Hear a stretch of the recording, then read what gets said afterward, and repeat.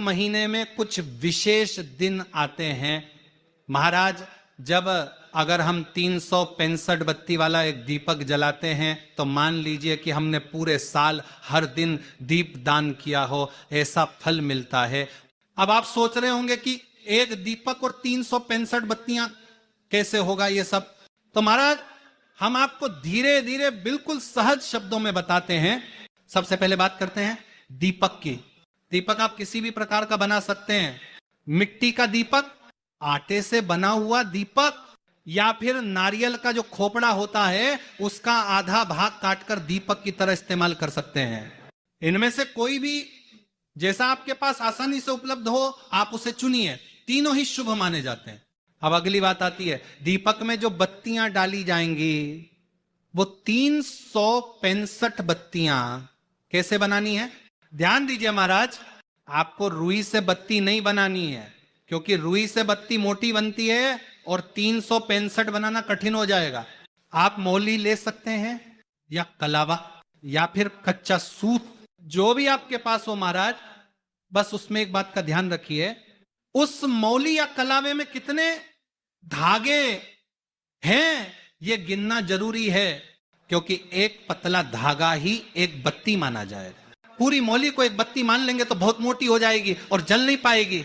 अब तरीका सुनिए, अपने सीधे हाथ की हथेली की चारों उंगलियों को मिला लीजिए और उस पर मौली को गोल गोल लपेटते जाइए।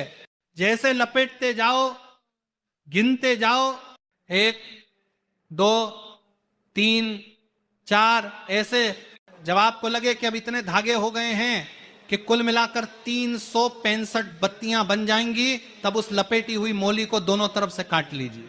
कटने के बाद जब आप धागे अलग करोगे तो आपको 365 पतली पतली बत्तियां मिल जाएंगी।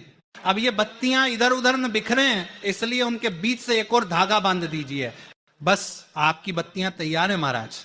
यही काम आप कलावे या कच्चे सूत के साथ भी कर सकते हैं। आप दीपक और बत्ती तैयार हो गई तो अगली बात आती है उसे थाली में कैसे सजाना है।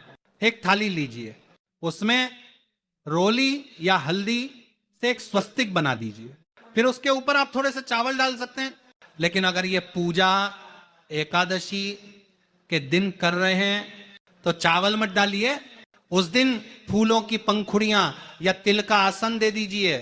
अब थाली में आपने जो दीपक तैयार किया है उसे रख दीजिए, फिर 365 बत्तियां जो आपने बनाई हैं उन्हें धीरे धीरे उस दीपक में रख दीजिए।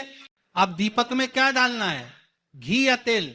तो महाराज इसमें सिर्फ 2 चीजें चलती हैं, एक शुद्ध देसी गाय का घी, 2 काले तिल का तेल।